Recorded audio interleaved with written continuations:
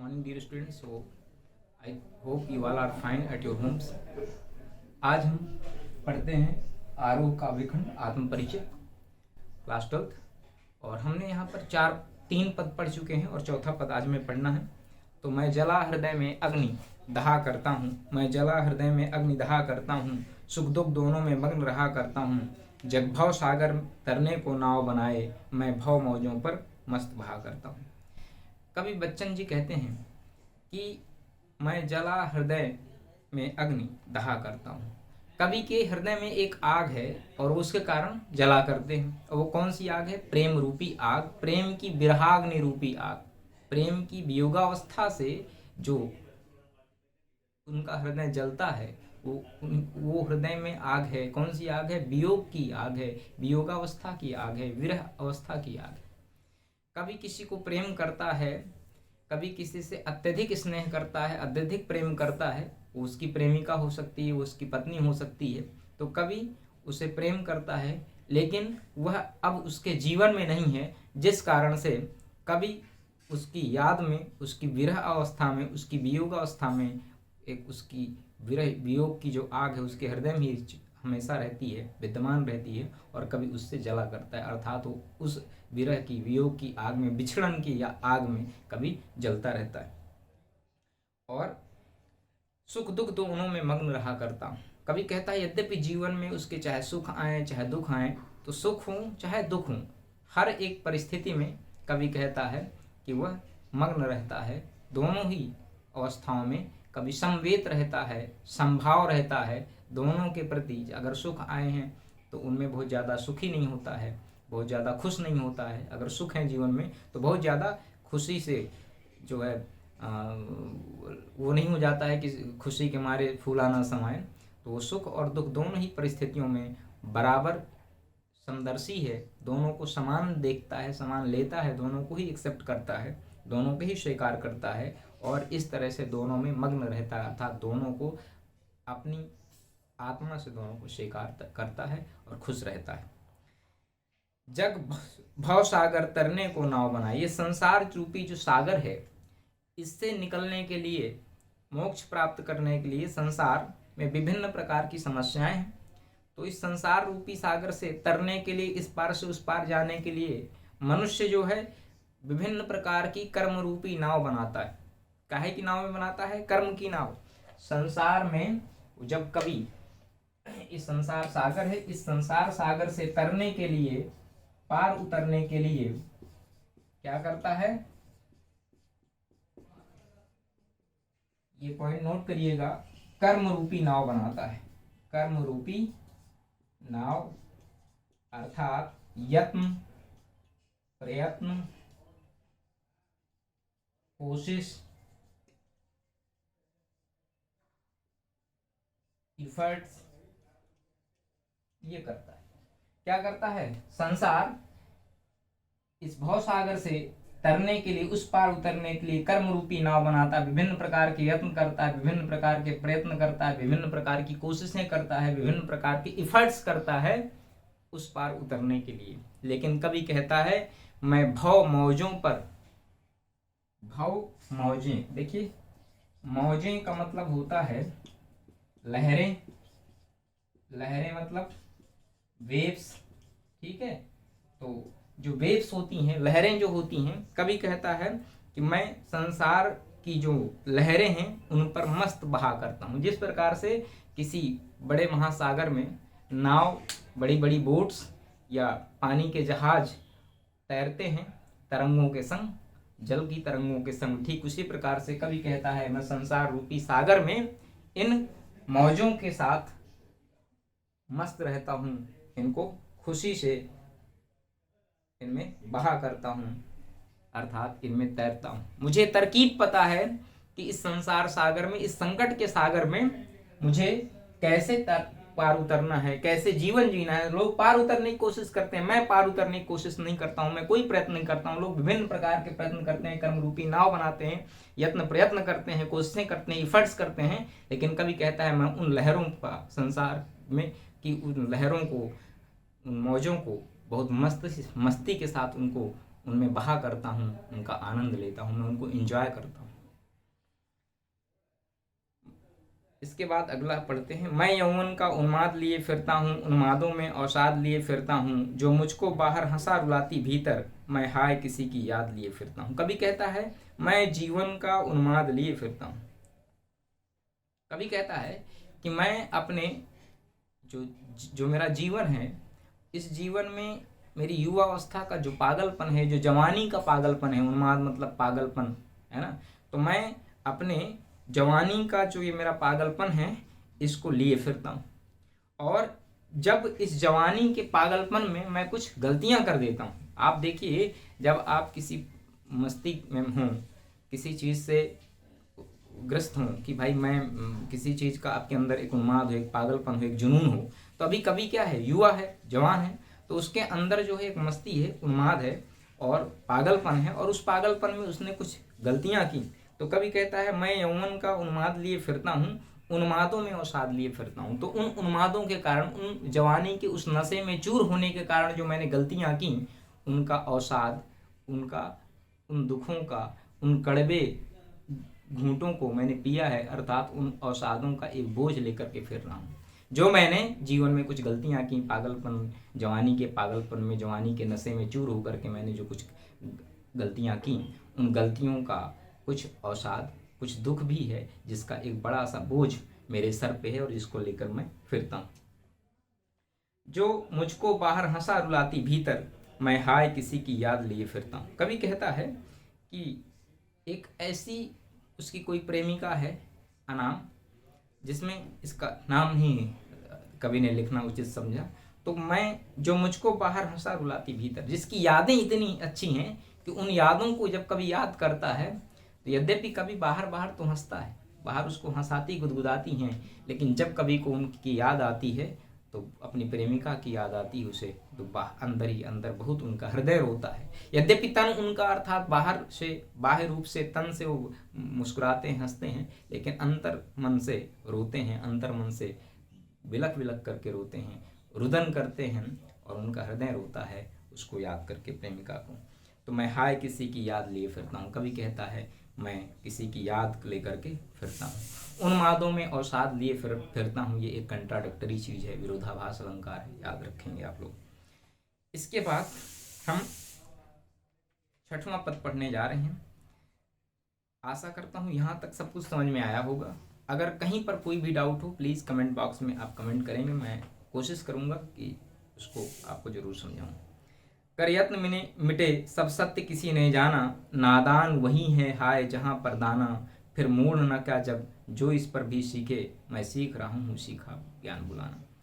कर यत्न मिटे सब सत्य किसी ने जाना। कभी यहाँ पर अपना और संसार का फिर से एक विरोधाभास बताता है कि उसके और संसार के बीच में जो अंतर विरोध हैं, जो उसके और संसार के अंतर विरोधी रिलेशंस हैं, संबंध हैं, अर्थात संसार के और कवि के जो संबंध हैं वो काफ़ी अच्छे नहीं हैं। दोनों में दोनों के व्यूज़ अलग अलग हैं, समाज के व्यूज़ अलग हैं और कवि के अलग व्यूज़ हैं। समाज के देखने का तरीका अलग है, कवि के देखने का तरीका अलग है, और हर एक का भी अपना अपना परसेप्शन हो सकती है, अपनी धारणाएं हो सकती हैं, अपनी सोच हो सकती है। तो कवि कहता है कर यत्न मिटे सब सत्य किसी ने जाना। सभी जो है विभिन्न प्रकार के यत्न करते हैं, प्रयत्न करते हैं, सब लोग विभिन्न प्रकार के प्रयत्न करते हैं और सब मिट गए।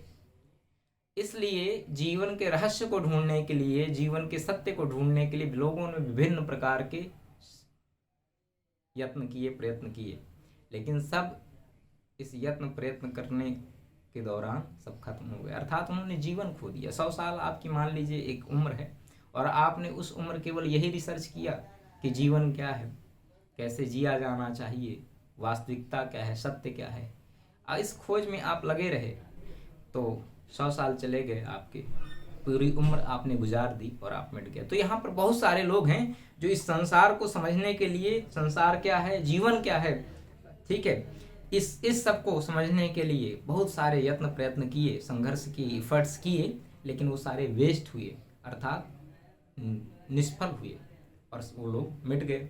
सत्य किसी ने जाना, लेकिन क्या कोई सत्य को जान पाया? नहीं जान पाया। क्यों? उनके इफर्ट्स ही गलत थे। सत्य को जानने के लिए तुलसीदास जी ने लिखा, क्या लिखा कि सोई जान ही देव जनाई, जानत तुम्हें तुम्हें हुई जाएगी। राम ने कहा कि अगर आप ईश्वर को जानने का प्रयास करते हैं तो आप नहीं जान पाते। वही ईश्वर को जान पाता है जिसको वो जन्माता है, जिसको बताता है कि मैं हूँ, मेरा एग्जिस्टेंस है। और जो उसको जान लेता है वो दुनिया में किसी और के जानने के लायक नहीं बचता है, वो या किसी दुनिया में और किसी काम का नहीं रह जाता है। तो सोई जान जही देहु जनाई और जानत तुम्हें तुम्हें हो जाई। जो तुम्हें जान लेता है वो तुम्हारा ही हो जाता है, दुनिया के किसी काम का नहीं रह जाता। तो ये सत्य जानने के लिए विभिन्न प्रकार के लोग भिन्न भिन्न तरीके से यत्न प्रयत्न करते रहे, संघर्ष करते रहे, इफर्ट्स करते रहे, अंततः सब मिट गए, लेकिन कोई सत्य को नहीं जान पाया। जीवन के सत्य को, जीवन के इस रहस्य को कोई नहीं जान पाया। नादान वही है हाय जहाँ पर दाना।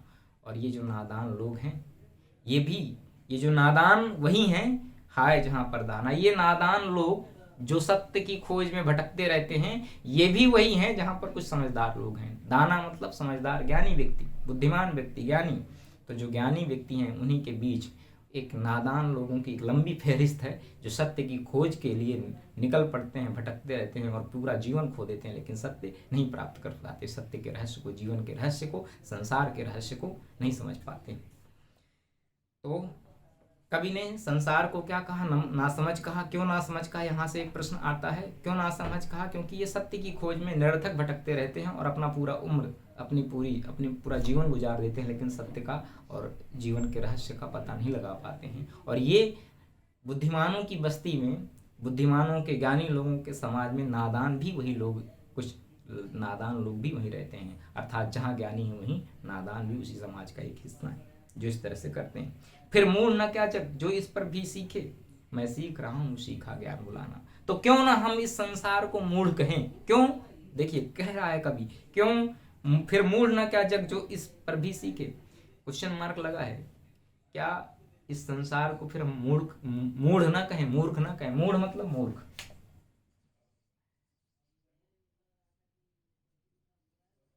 तो अब इस संसार को जब हमने पहले बता दिया कि सत्य के रहस्य को, जीवन के रहस्य को जितने लोगों ने जानने की कोशिश की, सब लोगों ने अपना जीवन स्वाहा कर दिया, पूरी उम्रें गुजार दी, लेकिन किसी को सत्य का ज्ञान नहीं हो पाया। विभिन्न प्रकार का यत्न प्रयत्न करके सब हार गए, थक गए, अपनी पूरी उम्र, पूरा इंटायर लाइफ खत्म हो गई, लेकिन सत्य और जीवन के रहस्य का भान नहीं हो पाया, उनको ज्ञान नहीं हो पाया।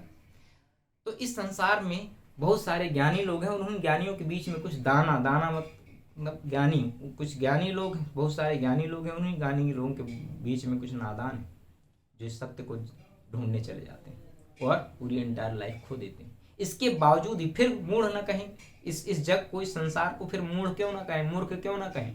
जब इतने के बावजूद भी अगर इन्होंने नहीं सीख ली, तो जो इस पर भी सीखे, जो इतना सब कुछ हो गया, बताया अभी कि पूरी दुनिया लोगों ने सब अपना सत्य और जीवन की खोज में उन्होंने बिता दिया, रिसर्च करने में, लेकिन इसका जीवन का और इस संसार का रहस्य उनको नहीं प्राप्त हो पाया। तो इस पर भी अगर आप लोग ना सीखें तो इस संसार को हम क्या कहें? मूर्ख ही कहें। अगर संसार इसके बावजूद भी ना सीखे तो उसे क्या कहेंगे? मूर्ख ही कहेंगे। तो फिर मूढ़ ना क्या जग, तो इस क्या है जग मूढ़ नहीं है, मूर्ख नहीं है जो इस पर भी नहीं सीख रहा। मैं सीख रहा हूँ सीखा ज्ञान बुलाना। कवि कहता है मैं इस संसार से मुझे जो ज्ञान मिला, इस संसार में जो इस तरह का ज्ञान मिला मुझे, मैं इसको सीख रहा हूँ। क्या सीख रहा हूँ? I am learning. मैं सीख रहा हूँ क्या? ये जो ज्ञान मैंने इस संसार से, सांसारिक ज्ञान प्राप्त किया है, इसको भुलाना सीख रहा हूँ। आई वॉन्ट टू फॉरगेट, है ना, मैं इस चीज को भूलना चाहता हूँ। मुझे नहीं चाहिए संसार का ये सांसारिक ज्ञान जिसमें जीवन और सत्य के इस रहस्य को खोजने के लिए भटक रहे हैं और लोग मर जाते हैं, कुछ नहीं कर पाते। तो मैं इस ज्ञान को भुलाना सीख रहा हूँ। लोग ज्ञान सीखते हैं क्यों? जीवन और सत्य का, जीवन को का रहस्य ढूंढने के लिए, सत्य का रहस्य ढूंढने के लिए, तो अपना जीवन खो देते हैं। मैं इस जीवन और सत्य के रहस्य को खोजने वाला जो मुझे ज्ञान मिला है, मैं उस ज्ञान को ही भुला देना चाहता हूँ। तो संसार में और कवि में ये बेसिक डिफरेंस है। आपसे पूछा जाएगा संसार और कवि में क्या मुख्य अंतर है, तो यही मुख्य अंतर है। इसके बाद अगला पद पढ़ते हैं। मैं और जग और कहाँ का नाता, बना बना कितने जग रोज मिटाता, जग जिस पृथ्वी पर जोड़ा करता वैभव, प्रतिपक्ष से उस पृथ्वी को ठुकराता। मैं और जग और कहाँ का नाता। मैं और जग, मैं और चीज हूं। अर्थात कवि कहता है मेरा और जग का जो संबंध है, मेरा और ये जो संसार का जो संबंध है, बहुत अलग अलग संबंध है। संसार से मेरी कोई तुलना हो ही नहीं सकती। कभी कहता है संसार के मेरे बीच अगर आप ढूंढे कि कोई एक समानता बताइए, तो शायद मेरे और संसार के बीच में, इन लोगों के बीच में कोई समानता आपको देखने को ना मिले। तो मैं और मेरे कुछ और अपने व्यूज हैं, मेरी कुछ अपनी वैल्यूज हैं, मेरे कुछ अपने मूल्य हैं, संसार के कुछ अपने मूल्य हैं। तो मेरा और संसार का कोई मैच नहीं है, कोई समानता नहीं है। तो देयर इज नो इक्वलिटी, यहाँ पर कोई हमारे बीच कोई इक्वलिटी नहीं है। There is no equality between me and society. मेरे और संसार के बीच किसी भी प्रकार की कोई समानता है ही नहीं।